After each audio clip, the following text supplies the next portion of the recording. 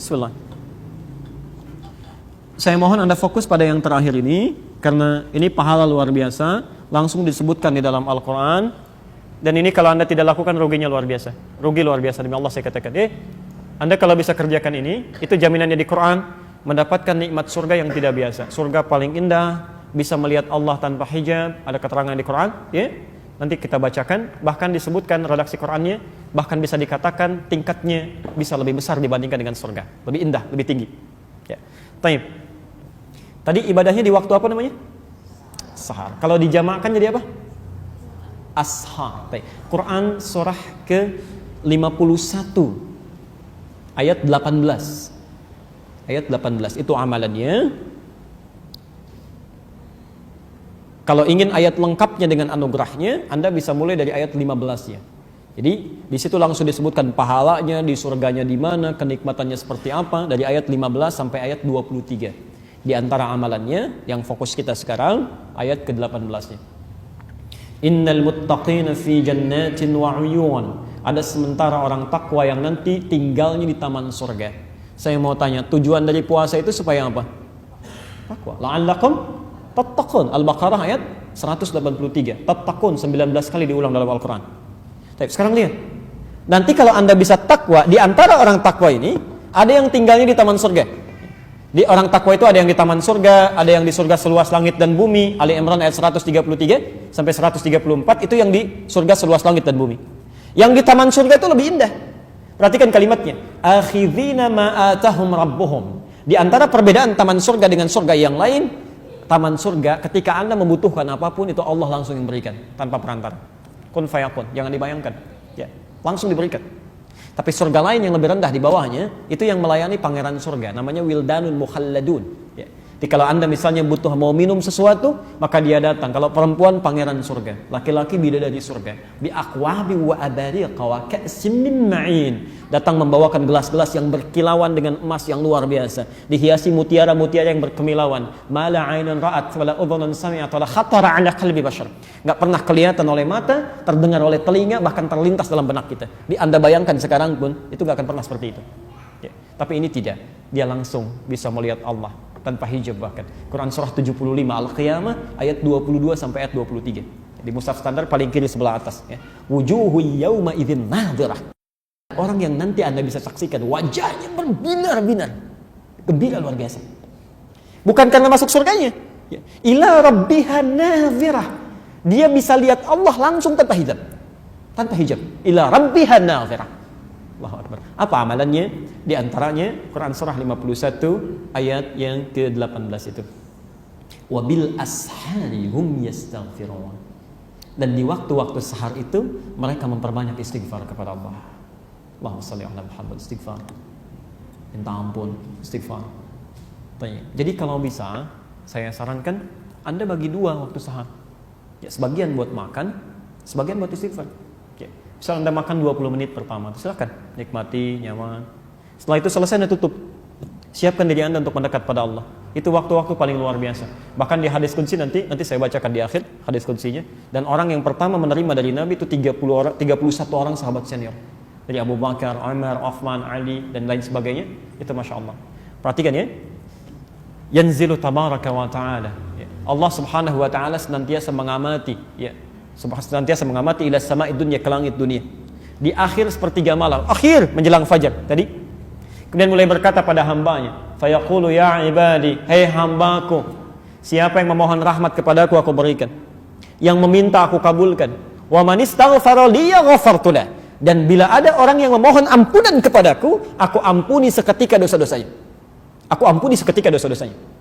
Saya mau kepada yang pertama dulu, jika Anda bisa maksimalkan di sini amalan Qur'annya, wabil ashari hum yastaghfirun, mereka beristighfar. Maaf, kalau mereka itu satu orang atau dua orang?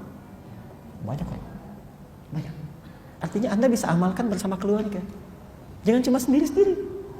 Coba lihat ya, dampaknya, efeknya kepada kita itu ketika Anda duduk selesai makan dengan keluarga, mulai simpan makanan, teguhkan hati kita.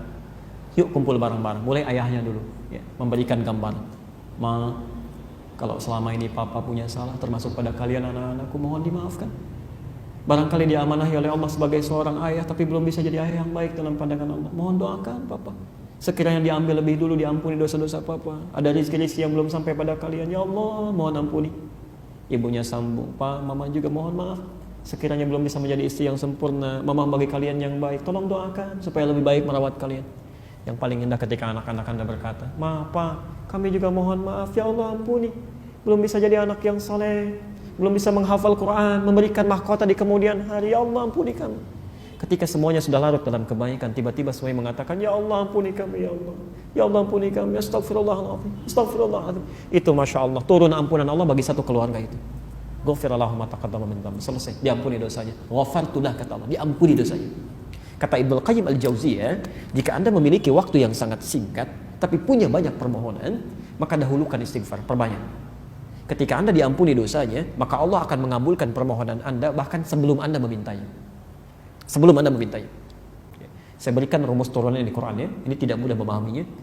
Quran surah 33, Quran surah 3 ayat 31.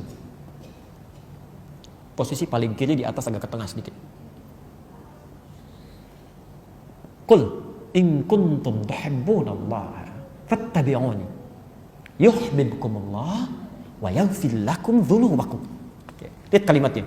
Qul, Allah menyampaikan, katakan Muhammad, in kuntum tuhibbunallaha, jika kalian serius mencintai Allah, fattabi'uni, buktikan cinta itu dengan mengikuti aku, ikuti Nabi. Jadi kalau Anda merasa cinta dengan Allah, ikuti Nabi. Bukan cuma salatnya saja, tapi aktivitas kita. Bangun, coba bagaimana lihat Nabi bangun tidurnya. Makannya seperti apa, jalannya bagaimana. Coba kita ikuti pelan-pelan. Kalau Anda bisa lakukan itu, lihat turunannya ya. Yuhibbukumullah, Allah akan cintai kita. Cinta Allah. Nah, sekarang perhatikan persamaannya. Ya, saya pernah terangkan ini juga dalam kesempatan yang lain. Kalau Allah sudah mencintai seseorang, maka ternyata yang pertama diberikan itu bukan dunia. Bukan. Wa yaghfir lakum dzunubakum, Allah akan ampuni dosanya. Allahu Akbar, ampunan dosa. Jadi kalau Anda dicintai oleh Allah, maka pertama yang dilakukan diampuni dosa itu. Sudah habiskan. Kamu nggak usah punya dosa lagi. Pulang. Ya. Bukankah kalau ada seseorang pernah punya salah pada Anda macam-macam dan minta maaf, yang pertama Anda lakukan kan memaafkan dulu ya. Kalau Anda sudah senang kan Anda bisa berikan apa saja. Masya Allah. Allah ampuni dosanya. Jadi kalau ada yang dicintai Allah, diampuni dosanya. Sekarang lihat sini. Sifat cinta itu selalu memiliki sifat akan selalu memberi bahkan sebelum diminta. Coba perhatikan. Ketika anak Anda lahir, saking cintanya padahal dia nggak minta.